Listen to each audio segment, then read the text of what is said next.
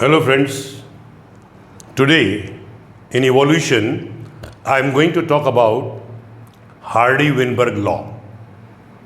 Hardy-Weinberg law जो होता है actually it is related with the population genetics, यानी कि जनसंख्या जेनेटिक्स से संबंधित होता है।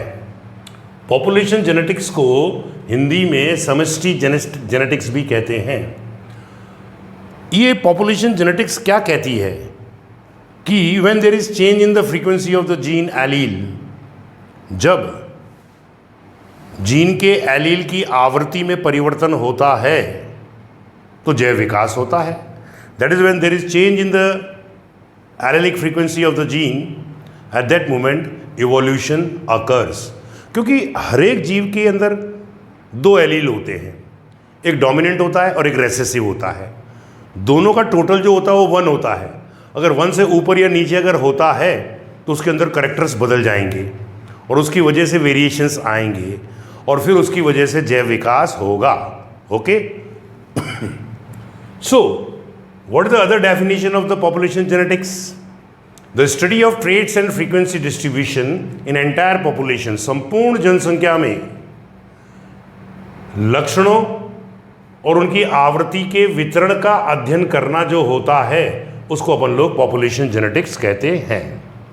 ओके, पूरी जनसंख्या में कौन से लक्षण का कैसा डिस्ट्रीब्यूशन हो रहा है, उसकी आवृत्ति, जीन आवृत्ति का कैसे वितरण हो रहा है, इस सब चीज़ों के अध्ययन को हम लोग जो है पॉपुलेशन जेनेटिक्स कहते हैं। इस संदर्भ के अंदर हार्डी-विनबर्ग साहब ने जो एक नियम दिया था उसको बोलते हैं हार्डी-विनबर्ग लॉ। और ये जो नियम होता है ये कायिक गुणसूत्र जो कि डोमिनेंट यानी कि प्रभावी होते हैं और रेसेसिव होते हैं, उनके बीच के संबंध को प्रकट करता है। दोबारा, पॉपुलेशन जेनेटिक्स से संबंधित कौन सा नियम दिया गया? Hardy-Weinberg law. जो किससे संबंधित है? कायिक गुणसूत्र जो प्रभावी भी हो सकते हैं और अप्रभावी भी हो सकते हैं, उनके बीच के संबंध के अध्ययन को कहते, उससे संबंधित है। अब जैसे कोई कारक होता है, मेंडल साहब ने बताया था, मेंडल साहब ने कारक बताया था, कारक के 2 एलील होते हैं, युग्म विकल्प होते हैं। जैसे ये कारक रहा और इसके 2 एलील हैं, कैपिटल ए और स्मॉल ए। कैपिटल ए की आवृत्ति छोटी p है और स्मॉल ए की आवृत्ति, it's frequency is small p। तो उन्होंने कहा कि a प्लस छोटा a इज इक्वल टू 1 और छोटे a की आवृत्ति कौन हुई? Small p। बड़े a की और छोटे a की आवृत्ति क्या हुई? p। तो जब a plus Q is equal to 1 है तो p प्लस क्यू भी इज इक्वल टू 1 होगा। तो p का मान कितना होगा? 1 माइनस q। अब इसमें से एक न्यूमेरिकल वो लोग छोटा सा पूछते हैं जो कैसे भी बना के पूछ सकते हैं, वो मैं आपको समझा रहा हूं। ये न्यूमेरिकल क्या है? ये न्यूमेरिकल यूं कहता है कि यदि किसी जनसंख्या में, ये जनसंख्या है और इसके अंदर 2 प्रकार के जीव हैं, एक ये है या यूं ले लो, ये रहा एक सदस्य और दूसरा सदस्य ये रहा। जनसंख्या मतलब same type of species are present in a particular area. एक ही प्रकार की जाति के लोग जब विद्यमान होते हैं तो उसको जनसंख्या कहते हैं। अब एक रसायन होता है, उसको बोलते हैं फिनाइल थायोकार्बेमाइड, शॉर्ट में बोलते हैं उसको PTC। ओके, अब मैं एक व्यक्ति हूं, आपने मेरे को वो PTC चखाया, I tested that PTC but I gave no response, I was non taster. और एक बंदा था, उसको मैंने चखाया तो उसने बोली हाँ सर इसमें स्वाद आ रहा है, इट्स गिविंग द टेस्ट। तो जनसंख्या में 2 प्रकार के लोग हो गए, एक कौन हो गया? टेस्टर, जो टेस्ट कर सकता था, और एक कौन हो गया? Non tester. ओके, तो सपोज टेस्टर और non tester total number in population is 100. Okay, ये न्यूमेरिकल हो गया तुम्हारा, क्वेश्चन बन गया. Suppose total number in population is 100, out of which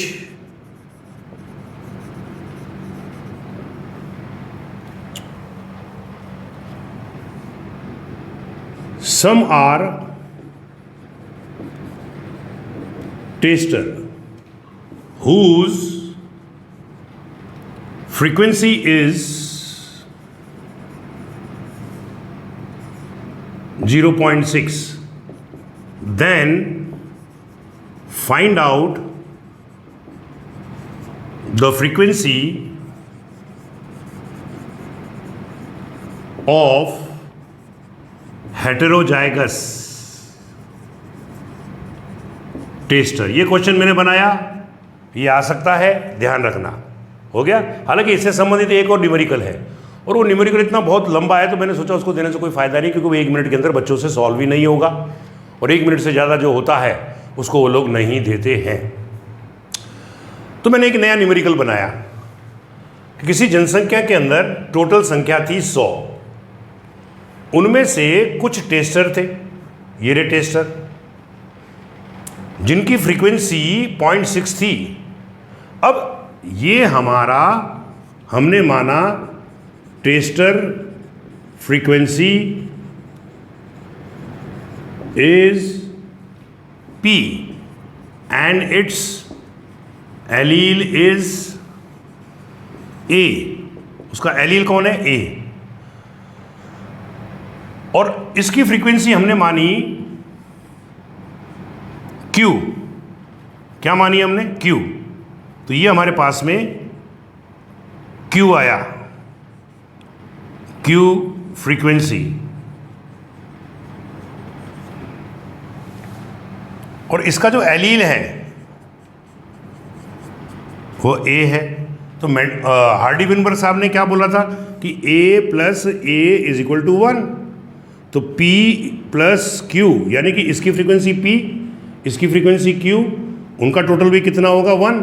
और इन्होंने बोला है कि भाई टेस्टर की फ्रीक्वेंसी 0.6 है, यानी कि P की फ्रीक्वेंसी कितनी आ गई? 0.6. तो Q की फ्रीक्वेंसी कितनी होगी?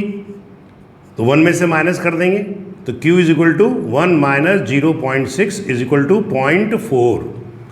लेकिन हार्डी विनबर्ग साहब ने बोला था कि A प्लस A का बायनोमियल एक्सप्रेशन ये वाला होगा, और उन्होंने कहा कि इसका ट्राइनोमियल एक्सप्रेशन जो है वह ये वाला होगा.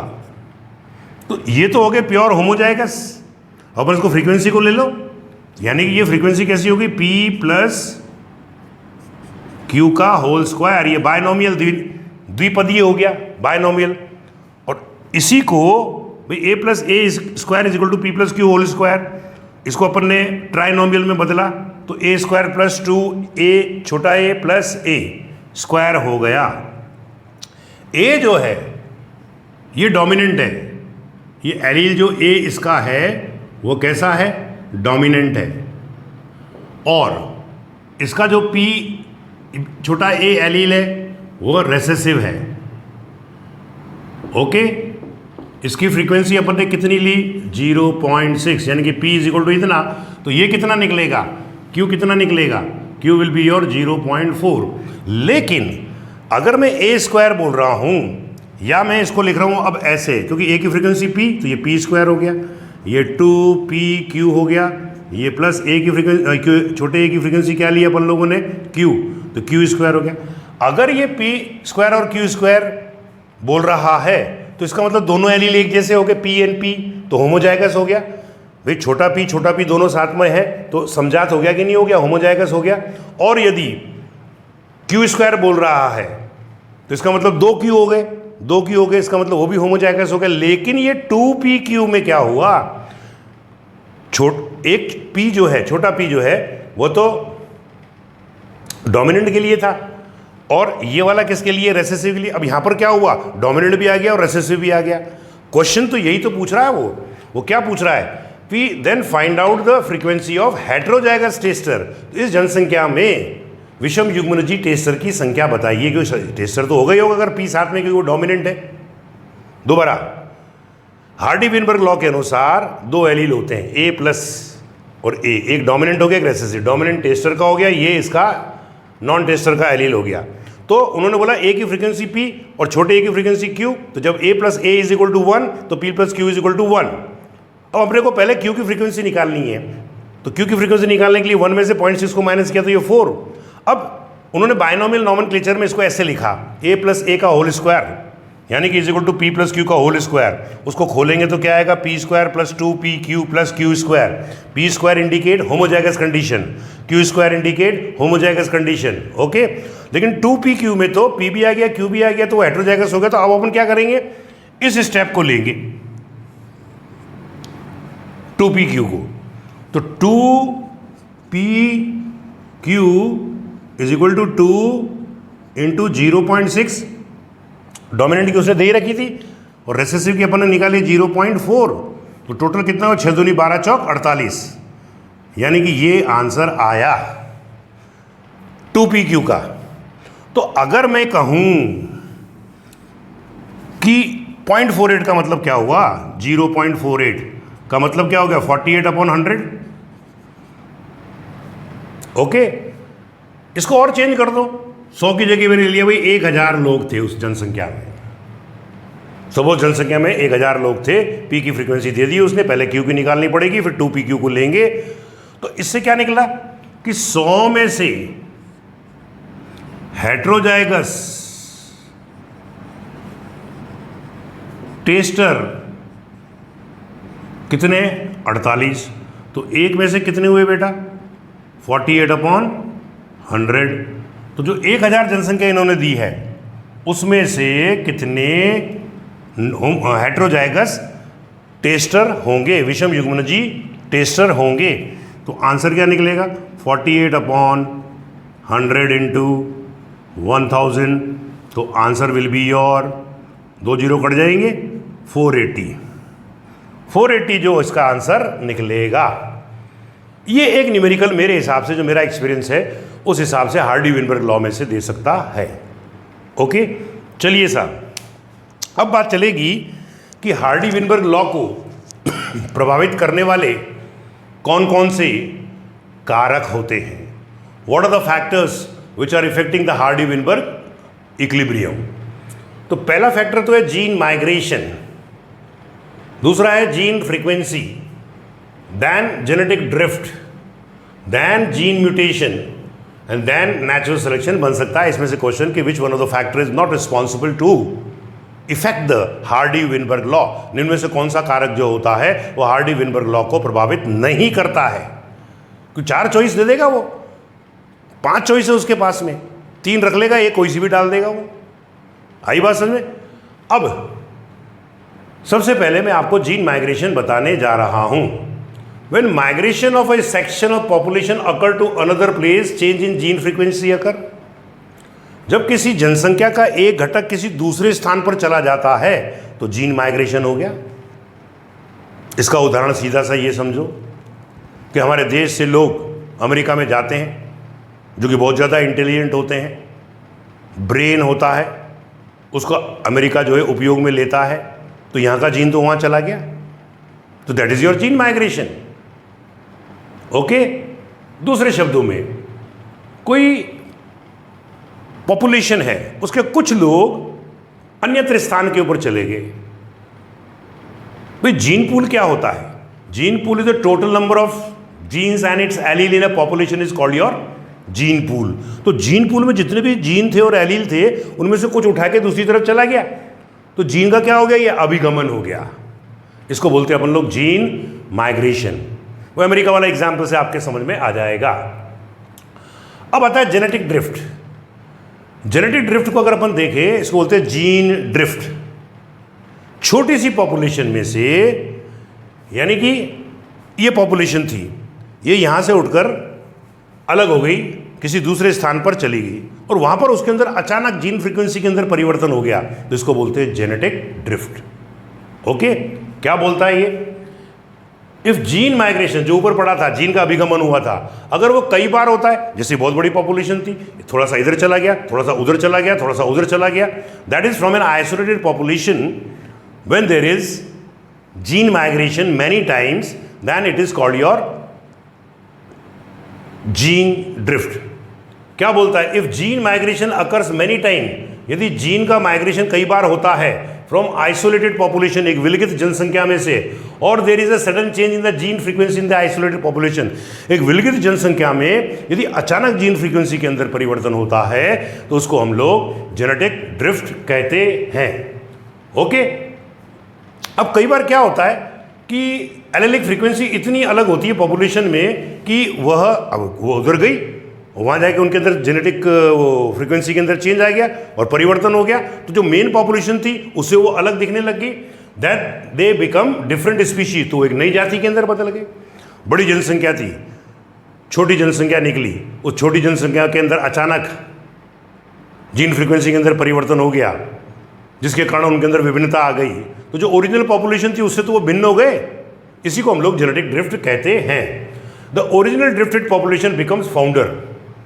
अब जो सबसे पहले वहां से निकल कर गया, जैसे हमारे देश में से जाते हैं साहब, सिंघल साहब हैं, स्टील किंग है, आज अंबानी साहब का नाम सुना होगा आपने, वो अमेरिका में जाकर वहीं पर ही बस गए, आ गया उसमें, और वहीं पर ही उन्होंने सारा अपना धंधा पानी शुरू कर दिया, and they never came back to India, और वहीं उनकी संतानें पढ़ती रही और नए नए मॉडल पैदा होते गए। तो वो क्या हुआ? जेनेटिक ड्रिफ्ट हुआ। छोटी सी पॉपुलेशन में से जो कि विलगित है, आइसोलेटेड है, अगर अचानक जीन की फ्रीक्वेंसी के अंदर परिवर्तन होता है तो उसको अपन लोग जेनेटिक ड्रिफ्ट कहते हैं। वहां जाकर उन्होंने अपना साम्राज्य स्थापित कर लिया। ऐसे बहुत सारे एग्जाम्पल्स हैं मेरे पास में। पहले जो है यहूदी लोग हुआ करते थे, आगे असल में उन यहूदी लोगों के ऊपर जो है अत्याचार होने शुरू हो गए, तो वहाँ से वो माइग्रेट कर गए। माइग्रेट करने के बाद में उन्होंने दूसरी जगह पर अपना स्थान ग्रहण कर लिया और वहाँ पर अपना साम्राज्य बना लिया, तो वो एक नई स्पीशीज़ के रूप में वहाँ पर विकसित हो गए। हमारे देश के अंदर भी कई राजाओं ने राज्य किया, बाहर से आए थे, उनका माइग्रेशन हुआ कि नहीं हुआ, और यहाँ पर आकर उन्होंने क्या करा, हमारे ऊपर जो है राज करना शुरू कर दिया, and they became the founder, और फिर वो यहाँ पर संस्थापक बन गए। इसी प्रभाव को हम लोग जो है फाउंडर इफेक्ट कहते हैं। यानी कि जेनेटिक ड्रिफ्ट में दो चीज़ें सीखनी है आपको, एक तो फाउंडर इफेक्ट देखना है और एक बॉटलनेक इफेक्ट देखना है। बॉटलनेक इफेक्ट अपनी किताब में नहीं है। क्या बोलता है ये? Sometime the change in allele frequency is so different, कभी कभी एलिलो की फ्रीक्वेंसी में इतना परिवर्तन हो जाता है that in the new sample of population, कि पॉपुलेशन के एक घटक के अंदर, that they become different species, कि वो एक नई स्पीशीज या जाति में बदल जाते हैं। The original drifted population becomes founder and the effect is called your founder effect. और जो वहां से भागे और वहां दूसरी जगह जाकर संस्थापक बन गए तो उसको फाउंडर इफेक्ट के नाम से संबोधित किया जाता है। इसका एक एग्जाम्पल है क्या, कि अगर हम देखें चीते को या किसी जनसंख्या को देख लो जी, ये अपना फाउंडर इफेक्ट है। ओके, अब यहां से ये अलग अलग प्रकार की जनसंख्या इसके अंदर थी। अब ये यहां से माइग्रेट हुई, छोटी सी जनसंख्या थी, उसमें जाकर ये माइग्रेट हुई और वहां पर जाकर उनके अंदर सपोज करो ये माइग्रेट हो गई। माइग्रेट होने पर क्या हुआ, वहां पर जाकर उनके जीन फ्रीक्वेंसी के अंदर परिवर्तन हो गया और एक नया जाति जो है, न्यू स्पीशीज वहां पर बन गई, और यही न्यू स्पीशीज जो थी पुराने वाले से भिन्न थी, एंड दे बिकेम फाउंडर। वहां पर उन्होंने अपना साम्राज्य स्थापित कर लिया। इसी प्रभाव को हम लोग फाउंडर इफेक्ट कहते हैं। Now bottleneck effect I am explaining. Bottleneck effect के अंदर जीन माइग्रेशन नहीं होगा। देखो, समटाइम पॉपुलेशन इज स्मॉल, ये जनसंख्या है, ये रही जनसंख्या, छोटी सी जनसंख्या है। ओके, ये छोटी सी जनसंख्या है, और ये छोटी सी जनसंख्या जो है माइग्रेशन के कारण नहीं है, लेकिन यह बाढ़ आ गई, सूखा पड़ गया, भूकंप आ गया या कोई प्राकृतिक विपदा आ गई, तो वहाँ से बेचारे ये भागे।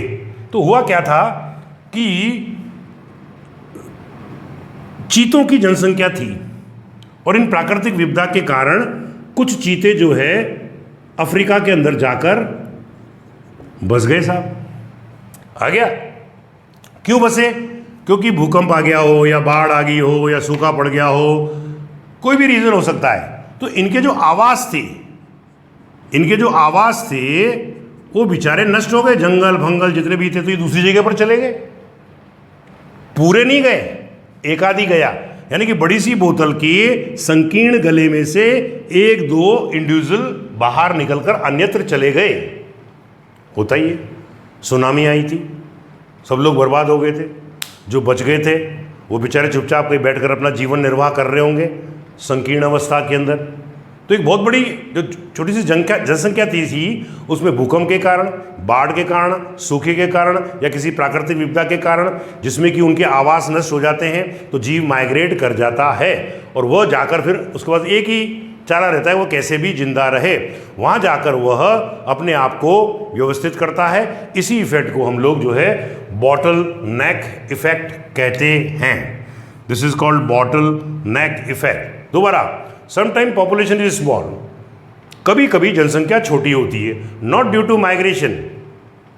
माइग्रेशन के कारण वो चीते नहीं गए कि चलो साहब हम घूमने जा रहे हैं South Africa, but due to flooding, बाढ़ के कारण, सूखे के कारण, भूकंप के कारण या अन्य प्राकृतिक विपदा के कारण वो फंस गया वो साउथ अफ्रीका के अंदर चीता जाके। Due to which habitats are destroyed, इन प्राकृतिक विपदा के कारण उनके प्राकृतिक आवास जो थे वह नष्ट हो गए। And the individual has one chance to survive, और अब उसके पास में एक ही चांस है जिंदा रहने का, और अगर वहां पर जाकर वह सफलतापूर्वक जीवन निर्वाह करना शुरू कर देता है तो क्या होगा कि धीरे धीरे उसकी संतति बढ़ेगी। चीते ही चीते हो गए थे सब साउथ अफ्रीका के अंदर। लेकिन हुआ क्या, चीते के बच्चे पैदा हुए, उन बच्चों ने आपस में जनन करना शुरू कर दिया, उनके बच्चे पैदा हुए, उन्होंने भी आपस में जनन करना शुरू कर दिया। तो यार जीनोटाइप में तो कोई परिवर्तन हुआ ही नहीं। इसलिए ये कहा जाता है कि साउथ अफ्रीका के जो चीते होते हैं उनका जीनोटाइप समान होता है। और एक ही जाति के अंदर अगर आप बार बार रिप्रोडक्शन कर रहे हो, इंटरब्रीडिंग कर रहे हो या इनब्रीडिंग कर रहे हो, तो क्या हो जाएगा, इनब्रीडिंग डिप्रेशन आ जाएगा। इसलिए साइंटिस्ट लोग कहते हैं कि इनकी पेडिग्री एनालिसिस को बड़ा ध्यानपूर्वक जो है तहकीकात करनी चाहिए, क्योंकि साउथ अफ्रीका के चीते जो है they represent the example of the bottle neck effect. वो बॉटल नेक इफेक्ट का उदाहरण प्रस्तुत करते हैं। थोड़े बहुत चीते को गुजरे होंगे या साउथ अफ्रीका में पहुंच गए, वहीं वो जनन करते रहे, बहुत सारी उन्होंने चीजें पैदा कर दी है जिनका कि जीनोटाइप समान था, but they were different from the original one. लेकिन बाद में क्या हुआ, वो ओरिजिनल वन से अलग हो गए। इसी प्रभाव को हम लोग बॉटल नेक इफेक्ट कहते हैं। और इसी के साथ हमारा ये लेक्चर समाप्त होता है, which is related with the Hardy Weinberg law. ध्यान रखना, ये न्यूमेरिकल जो मैंने बताया था वो आपसे पूछ सकते हैं, क्योंकि एम्स भी आ गई है। अपनी किताब के अंदर तो ये बता रखा है कि भैया जीन पॉपुलेशन के अंदर जीन फ्रीक्वेंसी के अंदर परिवर्तन होता है जो हार्डी विनबर्ग इक्विलिब्रियम के अनुसार होता है, और हार्डी विनबर्ग इक्विलिब्रियम जो होती है 5 फैक्टर्स से प्रभावित होती है। इनकी डेफिनेशन याद कर लो, आ गया इसमें। अब बच रहा है हमारे पास में जीन म्यूटेशन। जीन म्यूटेशन अपन लोग पढ़ चुके हैं, काइक होता है और गैमेटिक होता है। गैमेटिक को दो में बांटा, गुणसूत्रीय और जीन, यानी कि क्रोमोसोमल एंड जेनेटिक। क्रोमोसोमल को भी अपन ने कईयों में बांटा है, एन्यूप्लॉइडी, यूप्लॉइडी। जीन म्यूटेशन जिसको कि पॉइंट म्यूटेशन कहते हैं, उसमें फ्रेम शीट म्यूटेशन आ जाता है, सब्स्टिट्यूशन आ जाता है, टॉटोमराइजेशन आ जाता है। एक जीन की अंदर परिवर्तन, one gene one enzyme hypothesis किसने दी थी, बीडर और टाटम ने, तो वो अपन पहले बात कर चुके हैं। उससे भी जीन की फ्रीक्वेंसी के अंदर परिवर्तन होता है। नेचुरल सिलेक्शन की बात करते हैं, प्राकृतिक वर्ण की बात करते हैं, तो ये भी 3 प्रकार का बताया था मैंने कि जब व्यक्ति फिट होता है तो प्रकृति उसको चुन लेती है। डार्विन के अनुसार फिट इंडिविजुअल किसको कहा गया है, जिसके अंदर की जनन की क्षमता होती है, रिप्रोडक्टिव कैपेसिटी होती है। ये प्राकृतिक वर्ण 3 प्रकार का। नंबर 1 स्टेबलाइज्ड, जिसका कि ग्राफ मैंने ये वाला बताया था। एक बताया था मैंने डिसरप्टिव, जो कि ऐसा था, और एक मैंने बताया था डायरेक्शनल, जो कि ऐसा था। आपका जो चॉइस बनेगी या जो भी उत्तर बनेगा, मेरा जो अनुभव है वह डायरेक्शनल में से ज़्यादा बनेगा, क्योंकि उसमें मैंने बहुत सारे एग्जाम्पल्स आप लोगों को समझाए हैं। इवोल्यूशन पीछे जाना पड़ेगा थोड़ा सा, यूट्यूब चैनल के ऊपर, वहाँ उसकी फिर स्टडी करना। नेचुरल, देखो हर पार्ट में से मैंने 5-6 लेक्चर दिए, उनमें से एक एक क्वेश्चन आपके बनने के पूरे चांसेस हैं। इसलिए पहले एनसीईआरटी को पढ़ा या पहले लेक्चर को पढ़ लिया और उसके बाद में आप एनसीईआरटी को पढ़ो, you will get the question. मैं पॉइंट आउट भी करता हूँ कि कहाँ से क्या क्वेश्चन बनता है। ओके, तो if you like the channel, please subscribe it and share it. I will try to do the best for your welfare. Thank you.